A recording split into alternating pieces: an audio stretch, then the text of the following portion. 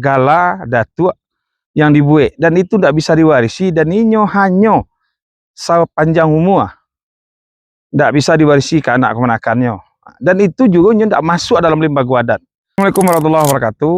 Cik lai yang itu ketika masalah gala yang berasal dari bunga bakarang. Ada dua pendapat, ada yang mengecen bisa diwarisi, ada yang tidak. Menurut ambo itu tidak bisa diwarisi karena nyo bakarang dibuat.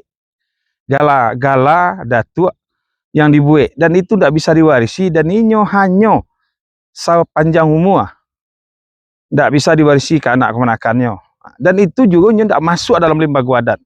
Kadang-kadang itulah persoalan awak di Minangkabau karena sagan raso pariso, kemudian karena inyo orang gadang bapangkat bajabatan bapiti bataliameh, maka kemudian inyo akan menjadi orang punya kedudukan pula di adat. Lama kelamaan generasi kedua generasi ketiga kemudian inyolah maraso inyo punya gala sako dan sang sako dalam nagari.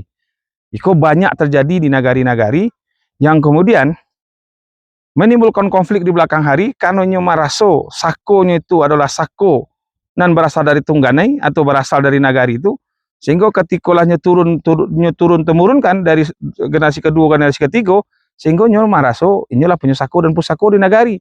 Apalagi kalau kemudian inyo pernah diagiah tanah sabidang, tanah seperumahan, sawah jasa peladangan. Itu menimbulkan konflik. Untuk itu, biar konflik yang ke depan tidak terjadi ke anak cucu awak, kepada tua-tua yang di nagari-nagari, yuk susun balik lembaga adat awak, jangan rusak lembaga adat awak, jangan kalah limau dek benalu.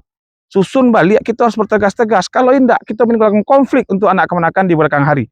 Bagi nan tua-tua dan masih tahu bahwa adat di nagari, curahkan, sampaikan ke anak kemenakan, tulis kapan perlu, sehingga nagari itu tidak rusak di konflik di belakang hari. Assalamualaikum warahmatullahi wabarakatuh.